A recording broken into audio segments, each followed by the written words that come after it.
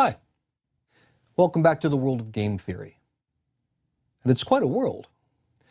We've visited a few points of interest already. Key concepts, types of equilibria, atomic games, sequential games, simultaneous games. We've covered a lot of ground, and it's only been 5 lectures. It's been kind of a whirlwind tour. In fact, I may be guilty of the same kind of fault as the 12 countries in 14 days tour guides. I've shown you some of the sites, let you snap a few pictures, and then pushed you back onto the bus and on to the next location. Fortunately, this travel metaphor only goes so far. I can do what's pretty much impossible for the tour guide. Revisit each place and let you wander around a little. You're already oriented in these places, so I'm hoping that you'll enjoy a chance to amble around a bit and explore some interesting locales. I've chosen a few examples for today's class that use only the ideas that we've already developed, but each has a twist, which I'm hoping you'll find interesting. We're going to see why cigarette companies were happy when they were banned from the TV airwaves. We'll look at a situation where it could be in your best interest to let someone blackmail you. We'll see how a bid of $98 can beat a bid for $102 for a stock. We'll see how insisting that you lose ties can be the one thing that lets you win. And we'll begin with a game theoretic analysis of a famous scene from the movie A Beautiful Mind. A Beautiful Mind is a rare kind of movie, one focusing on the life of a mathematician. We're not often portrayed as being nearly as handsome or dapper as we are in real life, so I was pleased that Russell Crowe was chosen to play John Nash, one for the good guys. The movie is a fictionalized account of Nash's life, but its inaccuracies didn't hurt its reception. It was a financial success. It garnered 4 Academy Awards and a number of nominations, along with a lot of other honors, too. Personally, I have no truck with the historical inaccuracies, except one. One where I have to draw the line. In one scene, Nash and 3 of his friends are at a bar, imagining trying to pick up some girls. The women under consideration are 4 brunettes and a blonde, and the blonde is viewed as being the most desirable. In the movie, Nash gains his great insight, which we presume is the idea of the Nash equilibrium. Nash, excited, explains the revelation to his friends like this. If we all go for the blonde, we block each other, and not a single one of us is going to get her. So then we go for her friends, but they will all give us the cold shoulder, because no one likes being second choice. But what if no one goes for the blonde? We don't get in each other's way, and we don't insult the other girls. That's the only way to win. Nash is so taken with the idea that he hurries from the bar, offering a quick thank you to an understandably puzzled blonde. Nice scene, and an excellent performance by Russell Crowe. Unfortunately, it isn't a Nash equilibrium. Begin with the solution that all 4 men go after brunettes. You know what a Nash equilibrium is. The question is, would anyone have a reason to unilaterally change their behavior? Yes, any player would have every reason to unilaterally change their behavior. There's a completely ignored blonde over there. The Nash equilibrium of this game is actually a multi-player version of chicken. The Nash equilibria are 1 person goes for the blonde and the rest go after the brunettes. So I'm putting Hollywood on notice. You can mess with Nash's life, but don't mess with his equilibrium. Personally, I've comforted myself with the belief that after his friends went after the brunettes, Nash snuck back into the bar and wooed the blonde. All for the sake of mathematical consistency, of course. Well, that was a pretty simple simultaneous game, although it's the first that we've seen that has more than 2 players. Here's a many-player game that's a lot more subtle from the world of corporate raiders, junk bonds, and hostile takeovers. Dixit and Nailbuff discuss it in Thinking Strategically. It's a slightly simplified version of a real-world history. It deals with a series of takeover bids made for Federated Stores in 1988. Federated Stores includes the very popular store chain Bloomingdale's, along with some other properties. So let's roll the clock back to 1988 and give you 1 share in Federated Stores. Let's say your share is worth $100. To get control of the company, the raiders need to get a majority of its stock. That means buying it from the people who have it. It probably means offering more to the shareholders than what their stock's currently worth. If the takeover bid falls through, the stock's still going to be worth $100. It's also going to be worth $100 after the flurry of a successful takeover bid dies down. Keeping up with the financial news, you see that Macy's is making a bid on Federated Stores and is offering $102 per share. There's a catch. They have to get a majority of the stock or else they're not going to make the offer. It's contingent. Do you offer to sell your stock to Macy's? Well, as I said, this game's not just a two-player game. It's a game with many, many players, all of the stockholders. But let's see if you have a dominant strategy. You'll remember from last time that a dominant strategy is the best one for you to play regardless of what the other players do. So, suppose that Macy's gets at least 50% of the stock. Then you sell for 102, which is better than the 100 you'd have if you kept it. Selling's better. Suppose that Macy's doesn't get at least 50%. Then the offer falls through, you keep your $100, and you're no worse off. So, selling to Macy's weakly dominates not selling. You're always at least as well off by offering to sell, and maybe better. If you go with the idea from the last lecture of only selecting strategies that are not weakly dominated by anything, that is, strategies that are admissible, then what you're going to do is to sell. That's actually pretty clear. It might seem equally clear that if someone else is going to beat Macy's bid, they're going to have to offer more. Well, that depends on how much that person knows about game theory. To look at history, Robert Campo, it seems, knew quite a lot. Campo was born in Ontario, Canada in 1923 and went to school only until he was about 14. He worked as a laborer and machinist and eventually got into construction.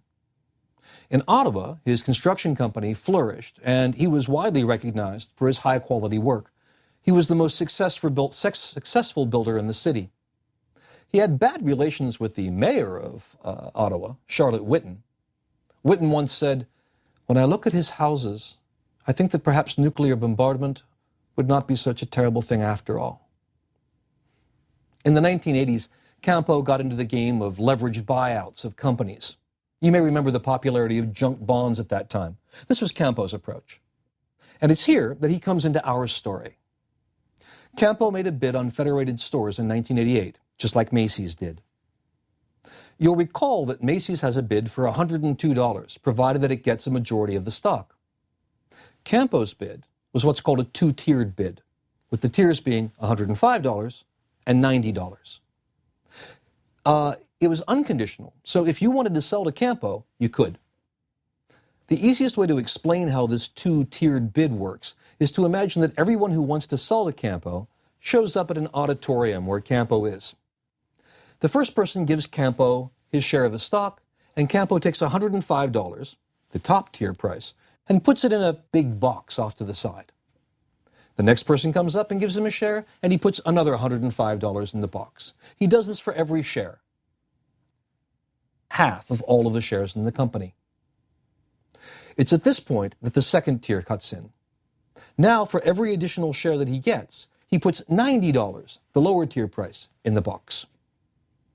You might imagine there'd be a free-for-all to be among the first people to sell your stock, but that's not really necessary. Once everyone who wants to sell their stock to Campo has done so, the money in the box is divided equally among all the shares, so that each share is worth the same amount of money. Let's think about how this works. If Campo gets 50% of the shares or less, every share is worth $105. If Campo gets 100% of the shares, then the blended price is halfway between $105 and $90, which is $97.50. If he gets somewhere between 50% and 100%, then the price will be somewhere between $105 and $97.50. My description of how all this works is misleading in one way. The stockholders aren't actually all standing around in the same location, taking turns. This is a simultaneous game. You have to decide what you're going to do without knowing what anyone else is doing. Before we analyze what you should do, I have to provide you with one more piece of information. I said that if the takeover bid succeeds, the value of the stock, if no takeover bid succeeds, the value of the stock stays at $100. If Macy's succeeds, your stock's worth $102. But if Campo succeeds and you didn't sell to him, then he can take the company private and pluck your stock from you for the fair market price, which is often taken as being the lower tier of a two-tiered bid. So if Campo wins and you didn't sell, he can take your stock for only $90. Okay, what do? Well, we've already seen that selling to Macy's is better than not selling at all. It weakly dominates. So the real question is, do you want to sell to Macy's or to Campo? Let's look at the possibilities. Possibility 1. The other shareholders provide Campo with less than 50% of the shares. In that case, you can sell to Campo for $105. Even if the Macy's deal exists, it's only worth $102, or keeping your money at $100. Your solution that's best? Sell to Campo. Possibility 2. The other shareholders do provide Campo with a majority of shares. Then the Macy's bid disappears. You have two choices. Sell to Campo, which will give you the blended price that's somewhere above $97.50, or hold on to your stock and he'll pluck it from you for $90. Your best choice? Sell to Campo. So look at what we have. Regardless of what everyone else decides to do, your best choice is to sell to Campo. It strongly dominates every other choice that you have. And this is true for every other player too, of course. So, you sell to Campo. All of you. So Campo gets 100% of the stock.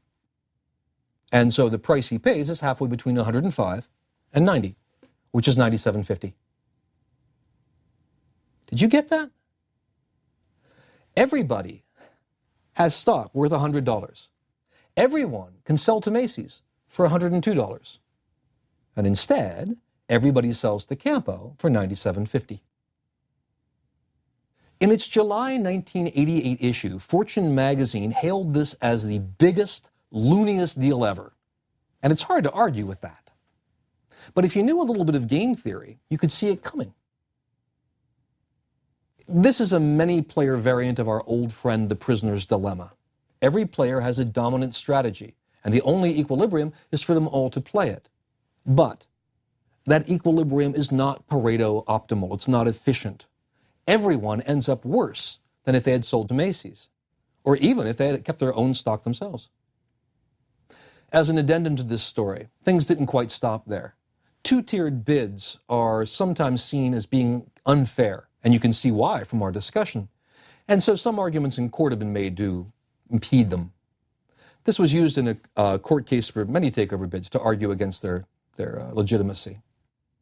In this case, Campo did win the bid, but it was eventually with a modified offer that didn't include the tier structure. We'll see later in this course that the government, with its power to pass laws, is a player in many games of business, and one that you can forget at your peril. While Campo's bid was masterful, unfortunately his running of the company was not. His affairs were crushed by massive debt, and Federated Stores declared Chapter 11 in 1989.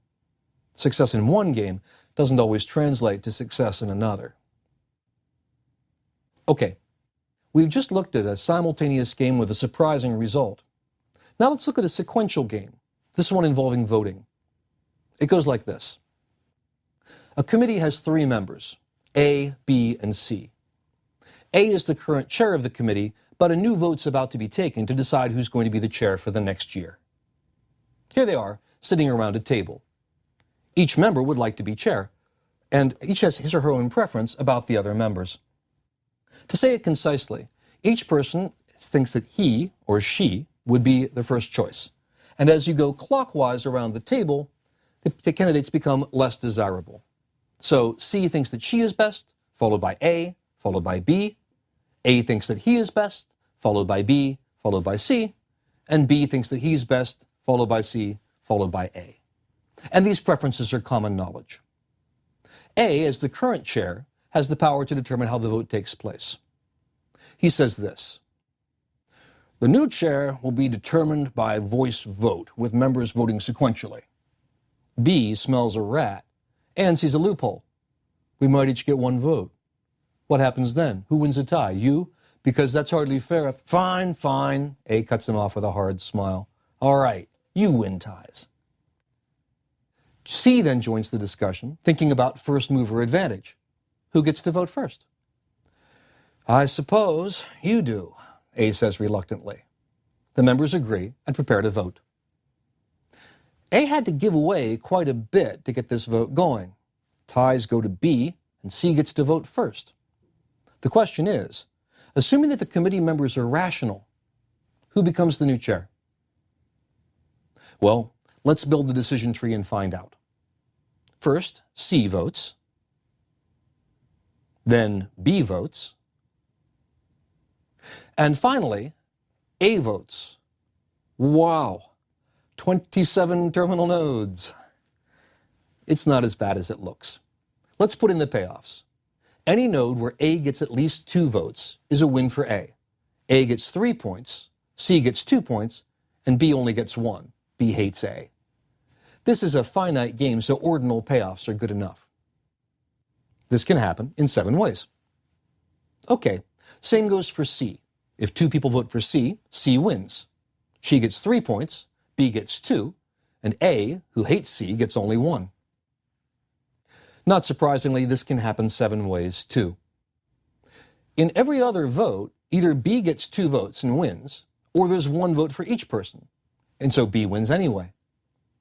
The payoffs are 3 for B, 2 for A, and 1 for C. C doesn't like B. There are 13 different ways that B can win. That's almost as many as A and C put together. B's probably feeling pretty good right about now. And the fact that there are more ways for him to win than anyone else is probably what he was worried about when he was asking about who would win ties. But the fact that he has more ways to win would only matter if people were choosing randomly. They're not. This is a game, and people are voting strategically. Let's roll back the tree for A. Sometimes A has flexibility in whom he votes for. Sometimes he doesn't. I've highlighted all of his best choices. You'll note, though, that one possible best choice for A is always to vote for himself. I've highlighted these edges in black. Voting for himself is called sincere voting because he's voting for the candidate that he likes best. All right, now let's roll back to B. Again, sometimes B has flexibility in his best choice, sometimes he doesn't. But one choice that's always best for B is to vote for himself. Sincere voting, again. I've shown these in black too. So sincere voting is an optimal strategy for both A and B, although they have other optimal strategies too. Those ones are shown in orange. What does C do? Well, if she votes for A, then A gets 2 votes and wins. This is C's second choice. If she votes for B, then B gets 2 votes and wins. This is C's least favorite option. If C votes for herself, then each person gets 1 vote, and so B is elected, and C hates B. So C votes for A and re-elects him. C is better off voting strategically for her second favorite choice than voting sincerely for her first favorite. This is an issue that often comes up in real-life elections when people wrestle with the question of whether to waste their votes on preferred third-party candidates. Looks like old A knew what he was doing. B has gotten his least favorite outcome. What can he do? He could say to C, look, vote for yourself and I'll vote for you too. I hate A and I'd rather have you. True, but look at the tree. If C does vote for herself, it says that B votes for himself, and then the best that A can do is to elect B, who C hates. So B's offer is not credible. As soon as C votes, B has every reason to change his vote from her to himself. Again, you see how the fact that these games don't allow binding agreements is important. In a cooperative game, things might turn out quite differently. In this tree, I've assumed that B voted second, although I never mentioned that explicitly in the original problem. I'll let you verify that if A goes second, when you roll back the tree, you get exactly the same result. A still gets elected. Paradoxically, he would not be elected if he had won ties. A bigger concern might be whether he can count on his fellow committee members to work all of this out. There's no doubt that the result, once explained to the players, is self-reinforcing. It's a Nash equilibrium and benefits no one to deviate from it. But you can see why the issue of rationality is one that arises again and again in game theory. Just how rational can you expect people to be? The surprising result for this game is that if it had been conducted simultaneously, with everyone voting at the same time, we would have had exactly the same results. You can show that voting sincerely are still optimal strategies for A and B, and with that being the case, C votes for A. A sequential game or a simultaneous game, in this particular case, it made no difference. This is not the usual state of affairs, but you'd be surprised how often that fact is overlooked. People often forget that their decisions may change the decisions of the people around them, of the people who follow them. Supporting the decision to build up U.S. arms during the Cold War, Assistant Secretary of Defense Richard Perle said, "If we're in doubt about the Soviet intentions, we should buy arms. If the Soviets are aggressive, the buildup will be needed. And if not, the only consequence is wasted money." Perle's reasoning presupposes that the U.S. military buildup will have no impact on the Soviet military decisions.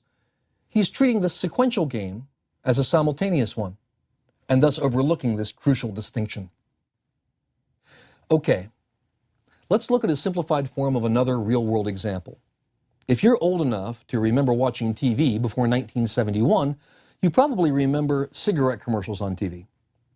Me and my Winstons come all the way up to cool. I'd rather fight than switch. That's for Tarleton. You've come a long way, baby. Virginia Slims, the women's cigarette. And of course, Chesterfield's 101s, the silly millimeter longer. I watched way too much TV.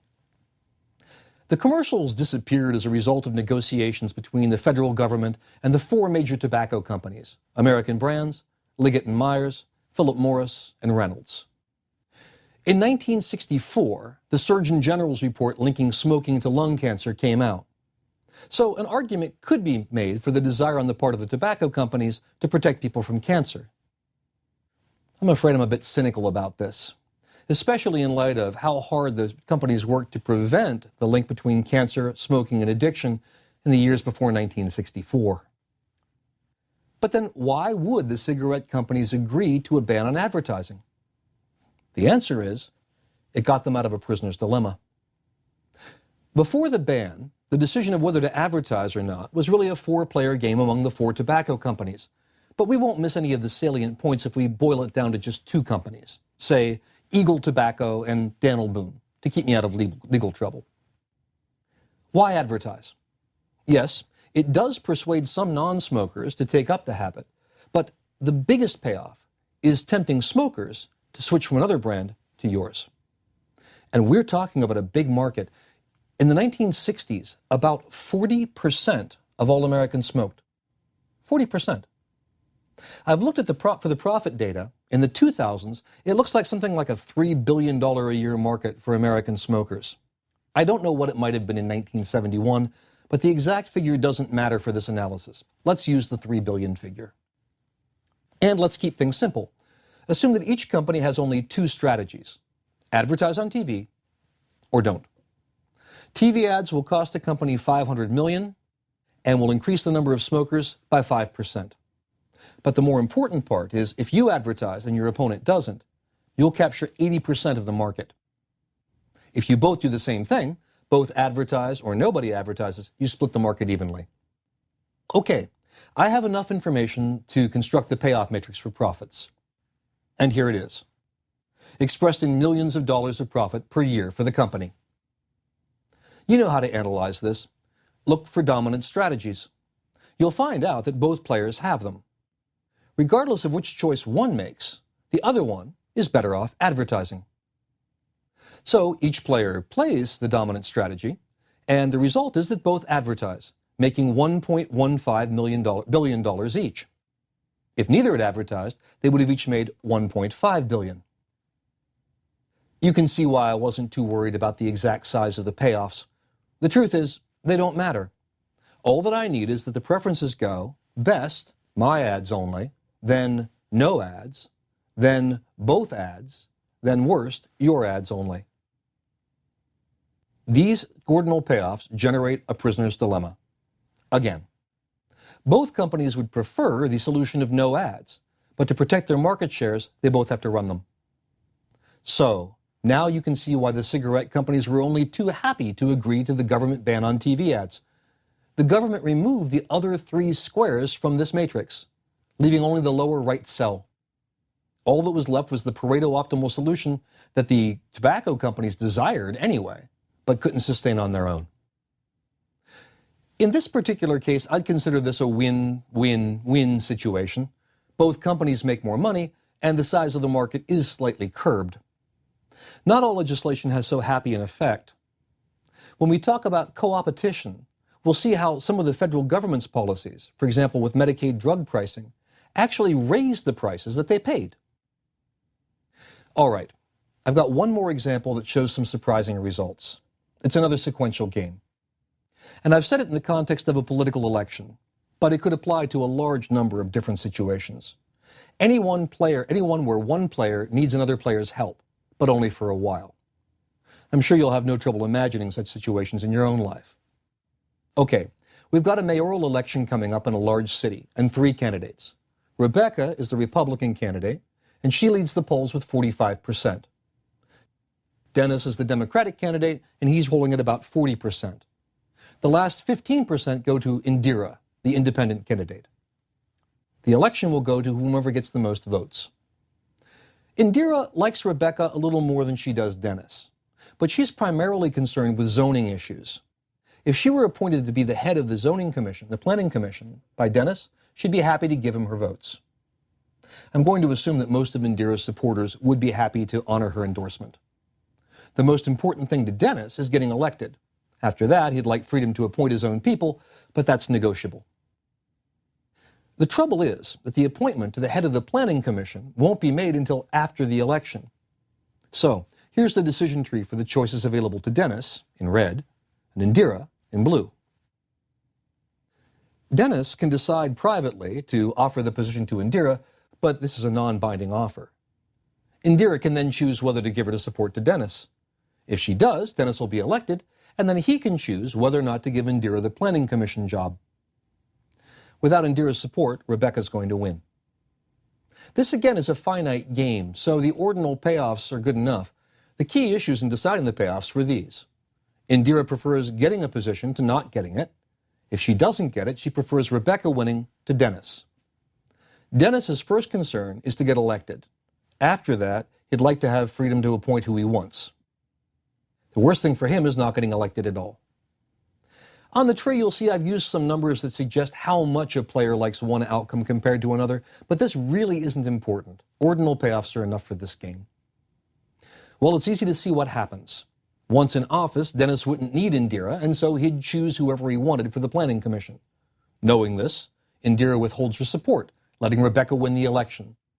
Dennis's first move of making the verbal offer is seen as cheap talk, since he has no reason to follow through on it once he's elected. In the language of game theory, Dennis has made an incredible promise, and Indira ignored it. This topic of threats, promises, and the like, and how to make them credible, is such an interesting topic that we're going to spend a whole lecture on it later. The key, though, is nicely hinted at in a quotation by Tom Schelling. The power to constrain an adversary depends on the power to bind oneself. Here, both Dennis and Indira would be happier with a solution where Dennis is elected and Indira gets the planning commission job. But how can this come about? Well, suppose that Dennis reveals to Indira a skeleton in his closet, something a bit scandalous. Revealing this information would hurt Indira a bit if she was in Dennis's administration, but it would hurt Dennis a lot more. Dennis has put himself in a vulnerable position. What happens now? Well, here's the new tree. I've left off the cheap talk note about whether Dennis makes the offer or not. We'll assume he did, since he's revealed the scandal to Indira. Actions speak louder than words. When we roll back this tree, we get this.